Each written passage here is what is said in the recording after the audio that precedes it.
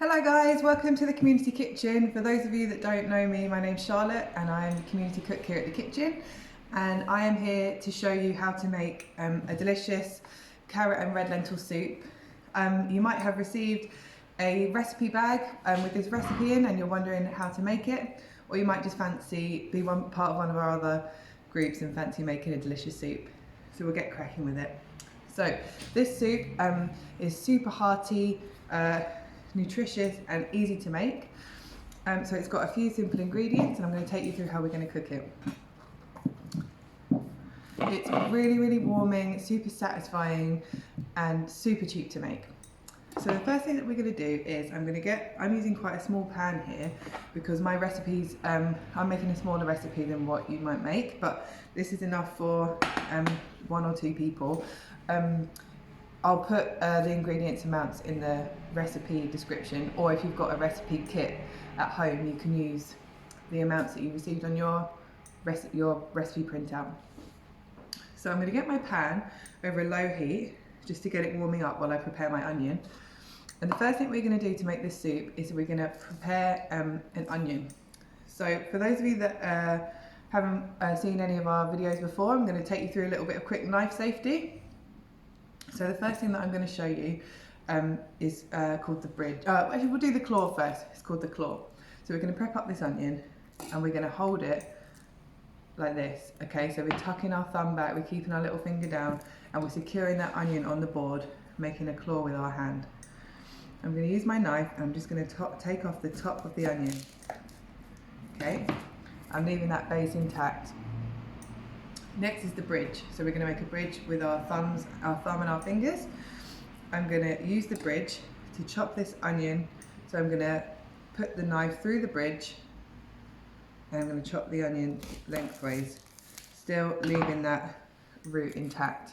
Okay, if you leave that root intact, it should help with if you get watery eyes when you do onions, and it will also help to make it easier to dice, which I'll show you how to do next. So you're just going to remove the skin. Now we are making a soup, so if you are planning on mashing or blending your soup, you don't need to be too worried about you know, how small you cut your onions, because it's all getting blended up anyway. But if you're going for like a chunkier textured soup, I would say try and get some slightly smaller pieces of onion, so each spoonful has got a little bit on. Okay, so I'm just going to take off that brown skin. And I'm going to show you how to do a dice. Okay, so I'm going to stand this way so you can see a little bit better what I'm doing. I've got my intact root here, and I'm going to use my knife to slice lengthways strips down the onion, leaving that root intact. Okay, I'm changing to the bridge when I get towards the end. And I've got like a fan. Okay, I'm going to do the same on the other side. So I'm going to lengthways cut, holding it in the claw, and then when it gets a little bit too close, I can move to the bridge. Changing to the bridge. And then, so I've got my fan. And the next thing I'm going to do is I'm just going to go the opposite direction now to create like little squares, little dice. Okay. And the same with the other one. There we go. Now, if you think it might take you a little while to do this first onion, don't get your pan on until you're ready with the onions. My pan's been on for a little while and I can feel that it's getting nice and warm. So I'm going to put a little bit of oil, veg or olive oil is fine, into the pan, and I'm just going to put my onions in.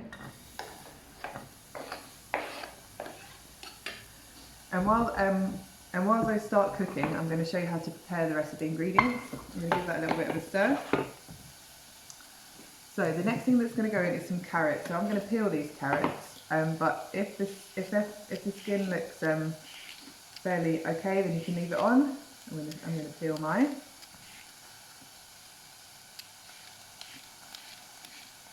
Oh gosh, those onions are really, oh, they're making my eyes water.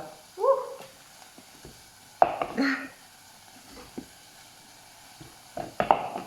Remember to keep stirring that pan occasionally. What we don't want is for the onions to become burnt. If onions get burnt, the flavour will permeate throughout the whole dish. So the whole dish will taste like burnt onions. So you just have to keep checking they're not getting too brown. Right, so same again for the carrot. We're just going to use our claw to carefully take the top off and the bottom. And then the bridge, we're just going to use our bridge to slice the carrot lengthways. Okay, and then I'm going to slice it lengthways again. Okay, so I've got like long quarters, and then I'm also checking my onions, making sure they're not getting burnt. You can turn it down if it's getting a bit brown.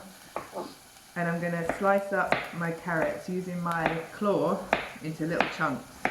So remember what I said before, if you're blending it, don't worry too much about the size. You can boil it for a bit longer, but if you're leaving it chunky, it's quite nice to have slightly smaller pieces so that each mouthful has a little bit of everything on.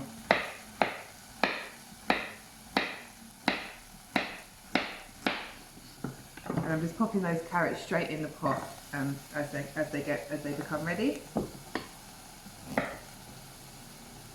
that's the bridge.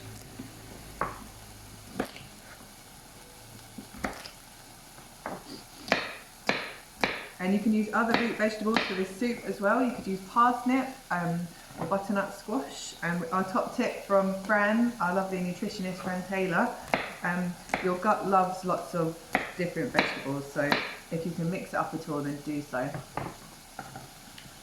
I'm going to give the carrots a bit of a stir now with the onions.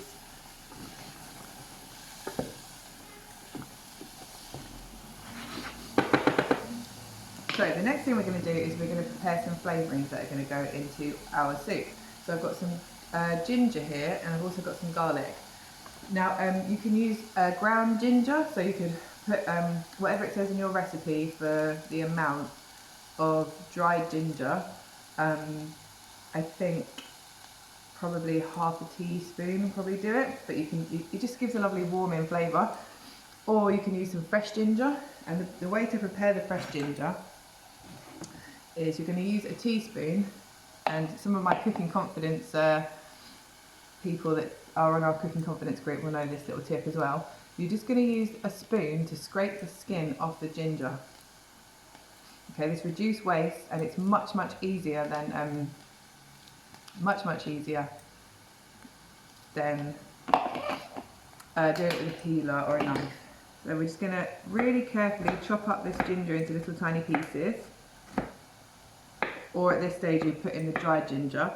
And if you're leaving it chunky and you're using fresh ginger, it might be a good idea to grate it so there's not lots of chunks of ginger in there. Okay, so I'm going to put my ginger in, and then we're going to chop up some garlic. So my top tip for garlic is we're going to carefully chop off the very tip and the very base. I'm going to flatten my knife over the top of the garlic and bash it down, and that will help the skin come off. And I'm just going to chop up my garlic as well. So I'm blending my soup, so I don't need to have it too fine. As I've said before, if you are leaving it chunky, be sure to chop it up nice and fine. And the way you can do that is if you roughly chop it, you can go through it with a rock chop. So you're keeping that point of the knife on the board, hands above, and you're going to move the knife around, keeping that one point in place until you've got a nice fine chopped up garlic. Okay, so that's all going in there. Be sure to give it a stir. You're going to give all this a fry over a medium heat for about 5 minutes, and then what you're going to do is you're going to put in some lentils. So we've got some red lentils here. These are like red split lentils. If they look a little bit grubby, you can give them a rinse. Otherwise, you can pop them straight in. Don't need to soak them or anything. These are so nutritious, so tasty, so cheap, and delicious in the soup. So we're going to pop our lentils in. Give them a little bit of a stir. Okay, coat them in all the lovely oil and mix them well with the other ingredients. And then the next thing we're going to do is add some stock. So I've got some vegetable stock here that I just made up a little bit earlier on with a stock cube. and some boiling water. I'm going to stir it to dissolve the stock cube. I'm going to pour it over my, can you hear it? It starts to bubble up. Pour it over my vegetables and my lentils.